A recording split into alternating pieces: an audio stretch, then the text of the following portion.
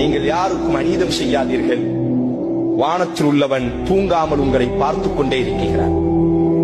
நீங்கள் அநீதம் செய்தவர்கள் உறங்கிவிடலாம். தௌபாவினுடைய ஆக கடைசி ஒரு நிபந்தனை, நாம் யாருக்கு அநீதம் செய்தோமோ அவர்களிடத்திலே போய் நாம் சரணடைய வேண்டும். ஒரு தைரியத்தில் நாம் இருக்கிறோம், நாம் பாவம் செய்து விட்டோம், யாரும் நம்மை காணவில்லை என்ற ஒரு தைரியத்தில். நாம் அநீதம் செய்கிறோம், யாரும் நம்மை கண்காணிக்கவில்லை என்ற ஒரு தைரியத்தில்.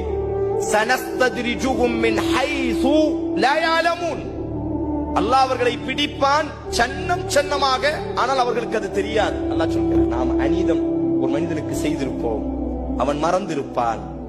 ஆனால் ஒரு நீதவானன் வானத்தில் இருக்கிறான், அவனுக்கு எந்த மறதியும் இல்லை, அவனுக்கு தூக்கம் இல்லை, அவன் யாரையும் எதையும் மறக்கப் போவதும் இல்லை. அல்லாஹ்வின் பக்கம் சரணடைவோம்.